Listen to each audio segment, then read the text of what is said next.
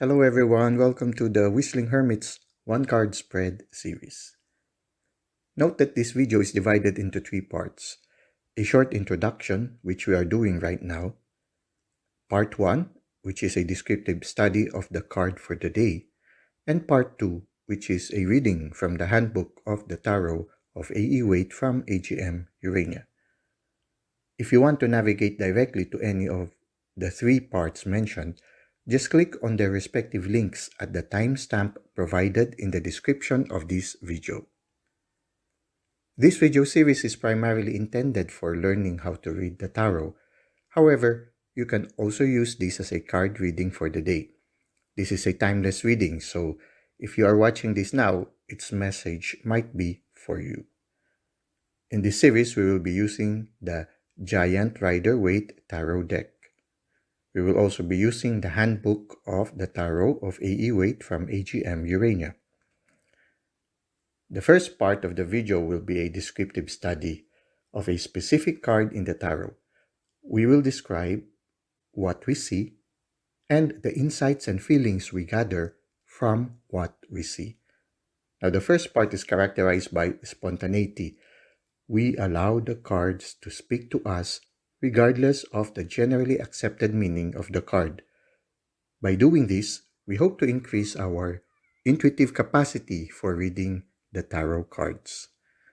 In the second part, we will be reading the description of the card taken from the booklet of the Tarot of A.E. Waite by AGM Urania. If you intend to use this as a timeless reading, you can randomly choose any card in the series that resonates with you.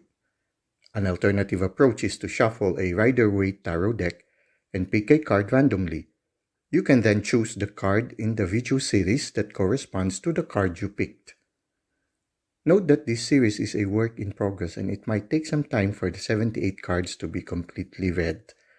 So, without any further delay, let us proceed to the card for the day.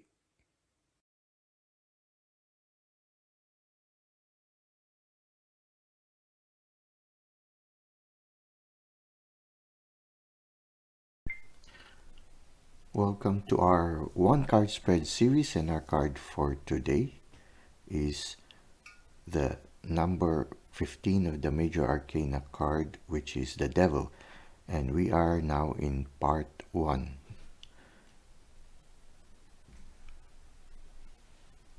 When we look at this picture, you look at the background, it's black, it's dark, it's something a little bit scary. The setting is dark, and then you see a devil with hairs coming out from the waist going down, hiding his genitals. And then when you look at the feet, he has long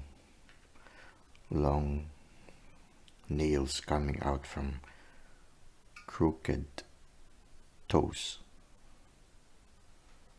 and scary eyes, long ears. There is an inverted star on his head. No? It's like having... I kind of think of the chakra, the 7th chakra here, but it's a reversed one. It's different when you compare it to the card of the Lovers. When you look at this, on the head of the angel, in both cards you see both the devil and the angel dominates the card, a big part of the card. And at the head of the devil is an inverted star. At the head of the angel is the sun which symbolizes the divine. So somehow on the 7th chakra of the angel is the presence of the sun. Here there is no presence of the sun, and it's an inverted star. I still couldn't picture it, but I kind of feel that this one is the reverse of the presence of God. It's the absence of God. Somehow it looks like there is a certain... It's like the presence of evil is actually the absence of what is good. The darkness is the absence of light. Somehow here in this card, it symbolizes the absence of the divine in the life. Everything is darkness. You can no longer appreciate the presence of the divine in your life. But then again, you see that the inverted star is in the 7th chakra. So it speaks of something mystical. Here, there is the mystical influence of the presence of the divine. Here, there is the mystical absence of the divine, and somehow it darkens the vision of the 7th chakra. Everything is dark. When you look at here, the feminine was looking at the divine, at the spiritual.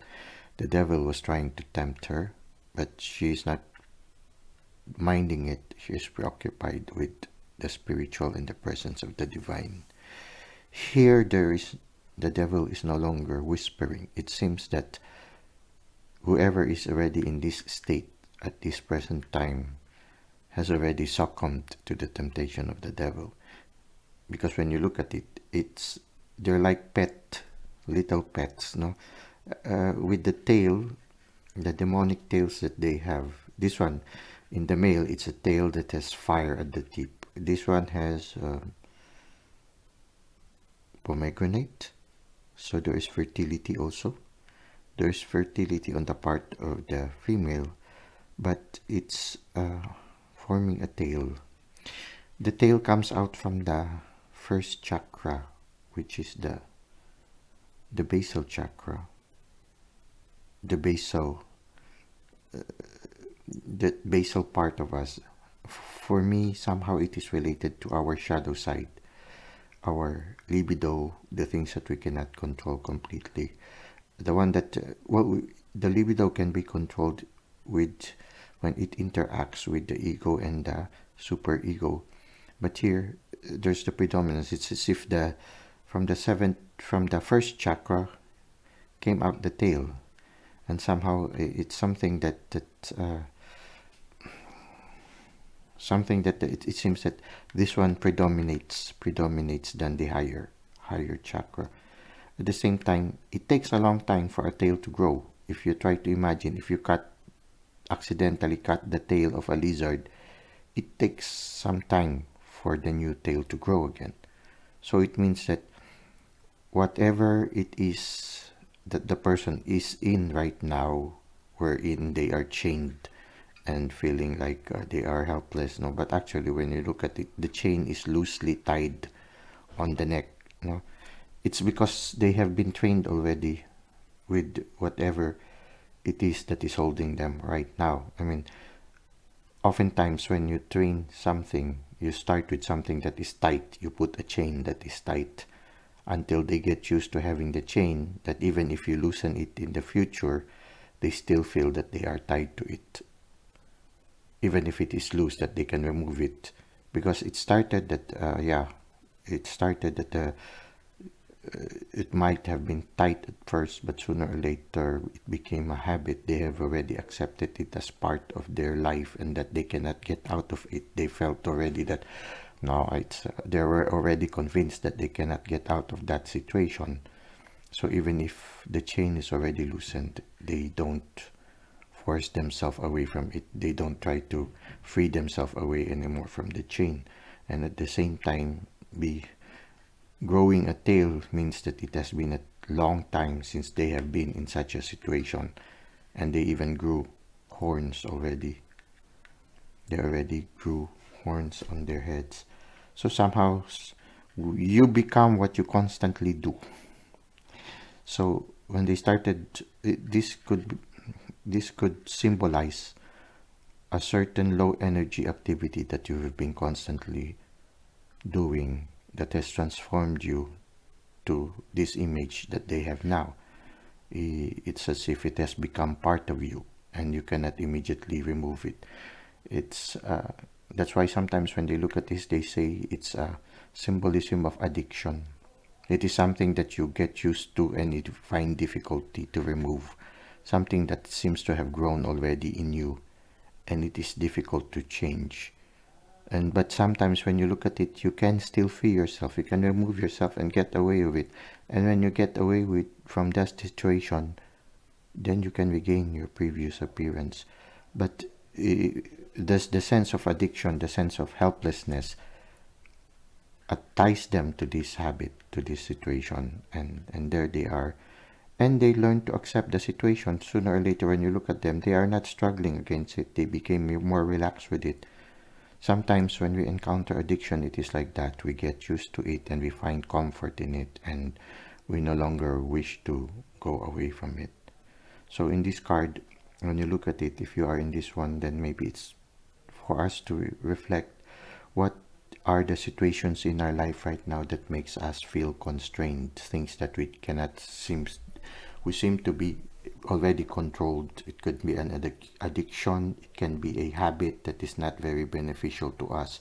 It can be that we are in a situation wherein we are being on the unfortunate end of the situation, but we do not take away ourselves from it because we felt that there's no way to get out of that situation anymore, and so we don't do any more effort to get out of it. But there is a way to get out, and somehow this one shows you the ones that binds you are loose. You can get out of it, but yes, it's going to take some time to free yourself from it. You need to convince yourself that you can get out of it, and it will take some time for you to ungrow this tail. Unless you cut it, ungrow the horns that are already there, it will take some time, it will take some effort, but it is possible. But it is a good time when you encounter this one. Somehow it tells you there must be something that you need to change in your life. There is something that needs to be transformed. There is something that needs to be addressed. Whether it be a situation, a chronic situation that is not beneficial to you, an addiction or a certain habit or a certain way of living through your life that is not beneficial to you, and that kind of living darkens your surroundings and prevents you to be in touch with the divine. There is here, it causes absence of the awareness of the divine anymore, and you are no longer responding to your upper chakras are no longer functioning well, and it's more that you are being more controlled by that part of you that is a little bit weaker and everything. There is an importance here also to recognize that in our life there is that higher energy in us, and there is that also lower energy in us. There is something for us to consider. Somehow, if you can balance these things, because you cannot deny this reality, for you to get out of this struggle is you have to recognize that it is present in you. When you recognize that present as part of your life, then you can slowly move forward from that situation. You cannot deny that you have that part of you. It is by recognizing that this one is present in your life right now that you will be able to make the change. But if you deny its existence, then this situation will continue, will persevere in your life, and there will be no transformation, there will be no change. You will continue to be tied on the chain, continue to live on your life like this. So the first step is to recognize, I am in such a situation, and I am not happy with that situation. I can go to a higher level. I can open my seventh chakra and be again aware of the divine in my life. But you need to be aware first, and when you are aware, then you have to start a journey to go there. Now, you don't have to do that journey alone. You have to just surrender yourself to the divine, ask the divine to change you, and the divine will respond. The Lord hears the cry of the poor. When a person cries in pain, the divine hears it and the divine responds. But if you do not ask for it, sometimes it's like you allow yourself to just remain in your present situation. Sometimes all you need is to ask. All you need is to cry out. All you need is to whisper a certain prayer, and light will come. When there is darkness, the tendency is to draw light. When there is a vacuum, the tendency is for universe to fill up that space. If you recognize that there is a vacuum in your life, there is darkness, ask the light to come in, and the light will come in to your life. It will fill up what is lacking in you. So when you look at it, the devil became the devil because he denied the presence of God. And when you look at it, yes, this is the reverse of the angel, who is constantly aware of the presence of God, the presence of the divine. This one denies the presence of the divine. So the best way to get rid of you of all these things is to call upon the divine, to ask the divine to fill your life with His presence. And when you feel your life, He fills your life with His presence, the devil will go away, and the angels will come, and the light will fill up your life. You need to ask, you need to recognize the absence of the divine, and ask that divine to fill the vacuum that is in your life right now. Well, that's it for now. Let us now go to part 2 of the Major Arcana card number 15, which is the Devil.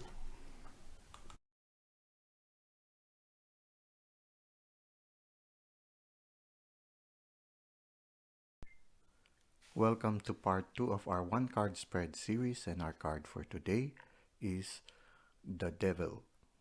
This is card number 15 in the Major Arcana. Let us now read from the booklet of the Tarot of A.E. Waite from AGM Urania.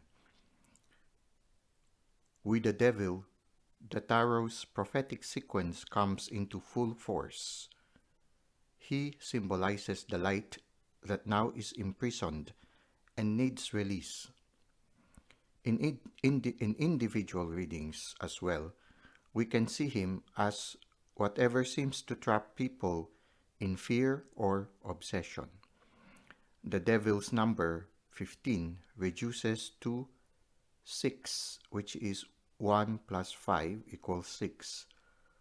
Put the two cards side by side, and you will see how the devil appears to corrupt the lovers' perfect harmony.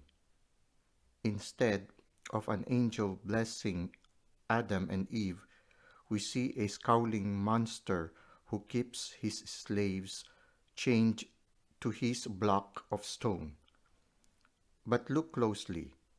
The loops of the chains are large enough for them to take them off and walk away. In reality, the card teaches the opposite of what it seems. The moment we stop believing in our helplessness is the moment of our freedom. Some people take a very different view and see the devil as simply a wild time, letting loose after temperance's perfect control. Divinatory meanings: darkness, fear, situations, or addictions that seem to enslave us. Alternatively, wild time, excess. Warning, advice: seeing through illusions, liberation, recovery from addiction, or the day after a wild party. Action: a time to go into darkness and discover what is hidden there. Well, that concludes part 2 of our one card spread series on the devil.